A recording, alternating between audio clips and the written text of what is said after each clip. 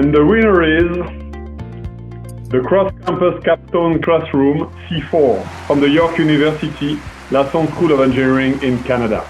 Congratulations.